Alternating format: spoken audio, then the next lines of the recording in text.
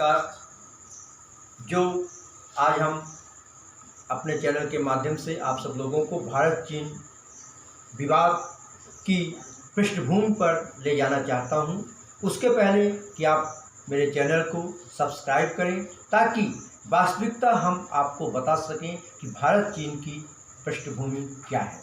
भारत चीन की जो पृष्ठभूमि है कि हिंदी चीनी भाई भाई के नारे लगाए जाते थे स्वतंत्रता के बाद, और भारत चीन मिलकर के कार्य करना चाहता था। जैसा कि ये मानचित्र में हम आपको दिखाना चाहता हूं कि भारत चीन जो विवाद है, भारत तिब्बत और सीमा और भारत चीन विवाद, इसमें जो है कश्मीर बना हुआ है, चीन बना हुआ है। तो ये नक्शे से हम पूरी तरह से समझ सकते हैं कि विवाद का कारण क्या हो सकता है। फिर भी हमारा देश 15 अगस्त 1947 को स्वतंत्र हुआ।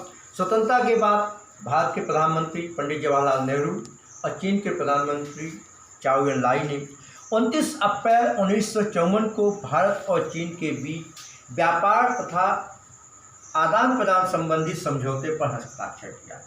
इसी समझौते को पंचशील का सिद्धांत कहा गया, जिसमें यह कहा गया कि पारस्परिक क्षेत्रीय अखंडता और संप्रभुता का सम्मान करेंगे, एक दूसरे के अंदरूनी मामलों में दवा दखल ना देंगे, बराबरी का दर्जा और समान हित साधन करेंगे, शांतिपूर्ण सहअस्तित्व बनाए रखेंगे। इस अवसर पर भारत तथा चीन के प्रधानमंत्री श्री नेहरू और चाउ एन लाई ने कहा था कि यदि इन सिद्धांतों को केवल विभिन्न देशों के ही बीच नहीं बल्कि सामान्य अंतर्राष्ट्रीय संबंधों पर भी लागू कर दिया जाए तो ये शांति और सुरक्षा के लिए बुनियाद का काम करेंगी, और इस समय मौजूदा भय और शंकाएं विश्वास में बदल जाएंगी। इन प्रधानमंत्रियों ने भारत और चीन की मैत्री को विश्वास प्रकट किया और कहा कि इससे विश्व शांति और इन दोनों देशों तथा एशिया के अन्य देशों में शांतिपूर्ण विकास की सहायता मिलेगी। साथियों, भारत और चीन आपस में मिलकर कार्य करने का संकल्प लिया था, जिसका परिणाम है पंचशील का सिद्धांत। और पंचशील का सिद्धांत लागू किया गया, दोनों देश के प्रधानमंत्रियों ने माना, लेकिन अफसोस कि 1962 में चीन ने भारत की सीमा पर आक्रमण कर दिया। इसके बाद बांडुंग सम्मेलन हुआ। बांडुंग सम्मेलन में भी चीन ने यह स्वीकार किया कि हम भारत और चीन मिलकर के एशिया महाद्वीप के समस्त देशों को साथ लेकर के आगे बढ़ेंगे। लेकिन बड़े दुख की बात होती है कि 1962 में, 1967 में, 1975 में चीन जो अजगर का रूप धारण करके हमारी सीमाओं का अतिक्रमण करना चाहता है, हमारे बेगुनाह सैनिकों को मारना चाहता है, जबकि आज हम कमज़ोर नहीं हैं। हमारा सिद्धांत है मिलकर के रहना, लोगों को साथ में रहना और आगे बढ़ना। ना हम हिंसा करेंगे, ना हम हिंसा का समर्थन करेंगे। लेकिन चीन नहीं मानता है, चीन की नीयत में खोट है।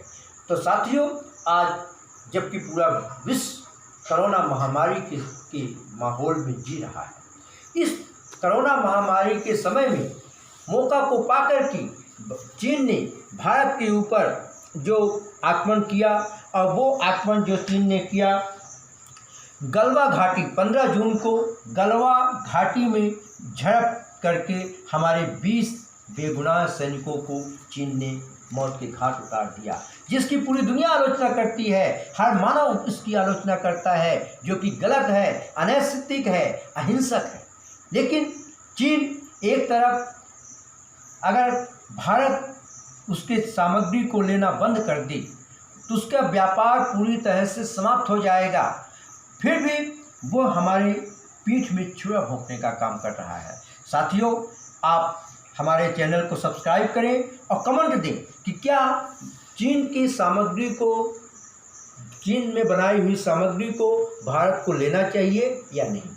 निश्चित रूप से मेरा मानना है कि भारत ने, अगर इतिहास उठा करके आप देखेंगे 1947 से लेकर के 2020 तक, जून 2020 तक में, तो निरंतर भारत ने चीन का साथ दिया है, चीन का सहयोग किया है। संयुक्त राष्ट्र संघ के सुरक्षा परिषद में भारत ने पुरजोर समर्थन किया और चीन को स्थायी सदस्यता दिलाई। और हर एक मामले में क्योंकि भारत चाहता है कि एशिया महाद्वीप का जो देश हमारा पड़ोसी है चीन है, हम उसके साथ मिलकर आगे बढ़ें। लेकिन एक तरफ हम साथ चलने की बात करते हैं, एक तरफ हम मित्रता की बात करते हैं, एक तरफ हम व्यापार बढ़ाने की बात करते हैं, दूसरी तरफ चीन हमारे साथ धोखा करता है। तो मेरा मानना है कि साथियों, निश्चित रूप से चीन की जो हरकत है इसकी आलोचना होनी चाहिए और चीनी सामग्री को बाइकाट करना चाहिए, क्योंकि हमारा भारत देश सक्षम है, हम क्रियाशील हैं, हम कर्मशील हैं, हम खुद अपनी चीज़ों का निर्माण करेंगे, मेक इन इंडिया का पालन करेंगे और अपने आत्मनिर्भर भारत बनाएंगे, जैसा कि हमारे प्रधानमंत्री जी का आह्वान है। और अगर हम आत्मनिर्भर भारत बनाएंगे और अपने देश की सामग्री का उपयोग करेंगे और चीन की जो हमारे साथ धोखा कर रहा है, हमारे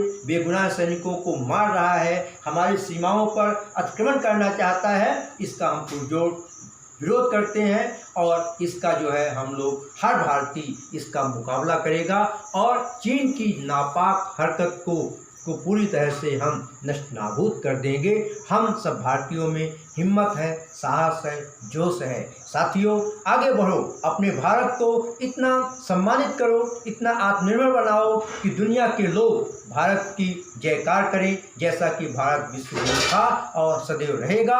और चीन की गलत नीतियों का पूरी दुनिया आज विरोध कर रही है और विरोध करेगा। इसलिए जय हिंद, जय भारत।